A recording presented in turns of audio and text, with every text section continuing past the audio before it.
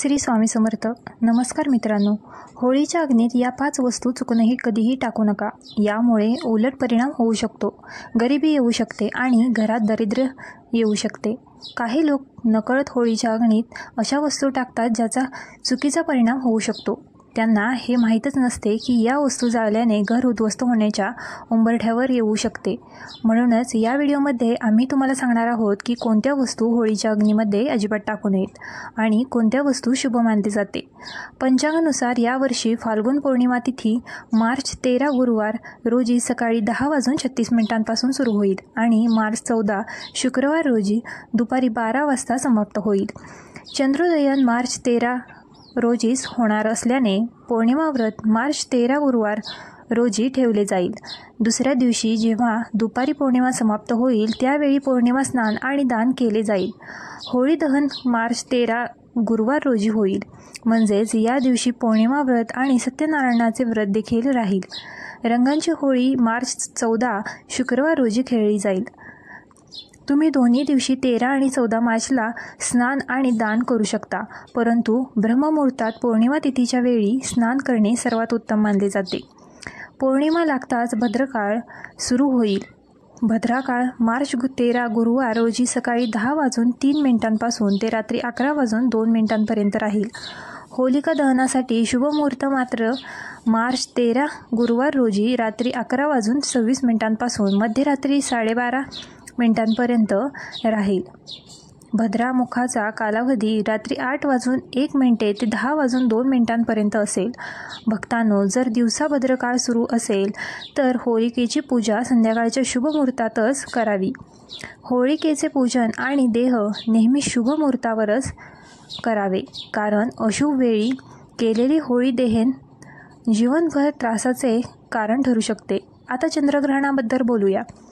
यावेळी चंद्रग्रहण मार्च 14 रोजी सकाळी 9:29 सुरू होईल आणि दुपारी 12:39 समाप्त होईल. चंद्रग्रहण दिवस लागणार असल्याने हे भारतात दिसणार नाही आणि येथे याचा सूतक काळही मान्य होणार नाही. मित्रांनो, जेव्हा जेव्हा चंद्रग्रहण होते तेव्हा ग्रहांची विशेष स्थिती तयार होते.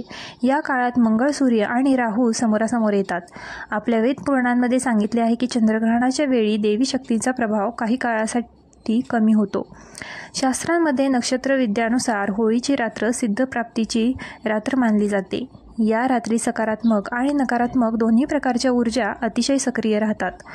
हाच कारण आहे की लोक शतकानुशतके या दिवशी विशेष साधना आणि उपाय करत आले आहेत. असे मानले जाते की होळीच्या रात्री केलेली साधना अतिशय प्रभावी आणि फलदायी असते, ज्यामुळे नक्कीच लाभ होतो. या दिवशी कोणत्याही देवतेची साधना सिद्ध केली जाऊ शकते. आजच्या या व्हिडिओमध्ये आम्ही तुम्हाला सांगू की होळीच्या दिवशी कोणते प्रभावी उपाय केले जाऊ शकतात, ज्यामुळे तुम्ही येत्या नव्या हिंदू वर्षात आनंद प्राप्त करू शकता आणि तुमच्या दुःख आणि दारिद्र्य व कष्ट दूर करू शकता. पण तुम्हाला माहीत आहे का की होळीच्या दिवशी काही गोष्टी अशा असतात ज्या कधीही अर्पण करू नयेत. या गोष्टी अर्पण केल्याने लाभाऐवजी नुकसान होऊ शकते. हा व्हिडिओ खूपच ज्ञानवर्धक ठरणार आहे, म्हणून तो शेवटपर्यंत नक्की पहा. व्हिडिओ सुरू करण्यापूर्वी जय माता लक्ष्मी असे कमेंट बॉक्समध्ये अवश्य लिहा, जेणेकरून त्यांचे आशीर्वाद तुम्हाला थेट मिळू शकतील. शास्त्रानुसार होळीच्या दहनाच्या वेळी अग्नीत तुटलेले किंवा खराब धान्य अर्पण करू नये. असे केल्याने होळी मातेचा आशीर्वाद मिळण्याऐवजी शाप लागू शकतो. पूजापाठात नेहमी संपूर्ण आणि पवित्र वस्तूंचाच उपयोग करावा, कारण अधुऱ्या गोष्टी वापरल्यास फळही अपूर्ण मिळते. होळीच्या दहनाच्या वेळी जेव्हा धान्य अर्पण कराल तेव्हा त्यावर हिरवीगार पाने नक्की असावीत. यामुळे पूजेचा प्रभाव अधिक शुभ होतो. म्हणून लक्षात ठेवा की होळीच्या अग्नी शुद्ध आणि संपूर्ण वस्तू अर्पण करा, जेणेकरून जीवन सकारात्मक आणि समृद्धी टिकून राहील. तुटलेले धान्य अजिबात अर्पण करू नका. नेहमी लक्षात ठेवा की होळीच्या दहनाच्या अगोदर घरात ऊस अवश्य आणा आणि त्यांची संख्या 2, 5 किंवा 7 असावी. अग्नीत पाण्याचा नारळ अर्पण करू नये, कारण यामुळे पापाचे भागीदार होण्याचा धोका असतो. नेहमी कोरडाच नारळ होळीच्या अग्नीत अर्पण करावा. पाण्याचा नारळ अग्नीत चुकूनही टाकू नका.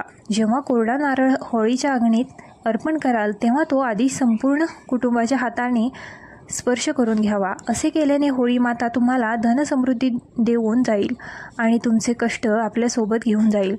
पाण्याचा नारळ पूजेदरम्यान ठेवू शकता, पण तो अग्नीत अर्पण करू नये. असे मानले जाते की होळी मातेच्या घरगुती भोगाला फार महत्त्व आहे. त्यामुळे घरात तयार केलेले सर्व पदार्थ होळी मातेच्या समोर अर्पण करावेत. होलिका दहनात गायीच्या शेणाने बनवलेले उपले अर्पण करावेत. त्याशिवाय हिरवे चणे, गव्हाच्या कणसाच्या लोंब्या किंवा कोणतीही नवीन पिके होळीच्या अग्नी अर्पण करावीत. यामुळे घरात अन्नाचा कधीही अभाव राहत नाही. कणसे अर्पण करताना ती तुटलेली किंवा सुकलेली नसावीत, तर ताजी आणि हिरवीगार असावीत.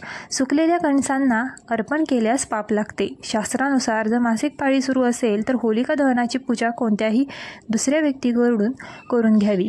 पूजा नेहमीप्रमाणेच केली पाहिजे, पण यावेळी होलिका दहनाच्या अग्नीजवळ जाऊ नये. तुम्ही दुरूनच दर्शन घेऊ शकता. पूजेचे फळ नक्कीच मिळेल. होलिका दहन तांदळाच्या पापड्या आणि कच्चे तांदूळ अर्पण करावेत. यामुळे धनप्राप्ती होते आणि घरातील गरिबी दूर होते. जे काही पापड इत्यादी तयार केले असतील ते होलिका दहनाच्या अग्नीत अर्पण करावेत. यामुळे घरात कधीही धनदौलतीचा अभाव राहत नाही. असे मानले जाते की होलिका दहनाआधी होळीच्या अग्नीत करंजी अर्पण केल्याशिवाय ती खाऊ नये.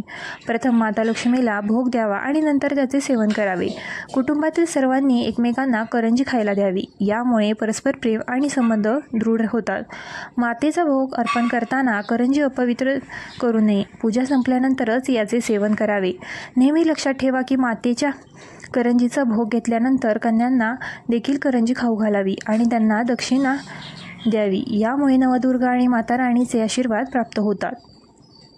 व्हिडिओ आवडला असल्यास आपल्या ग्लो मराठी चॅनलला लाईक, शेअर आणि सबस्क्राईब करायला विसरू नका.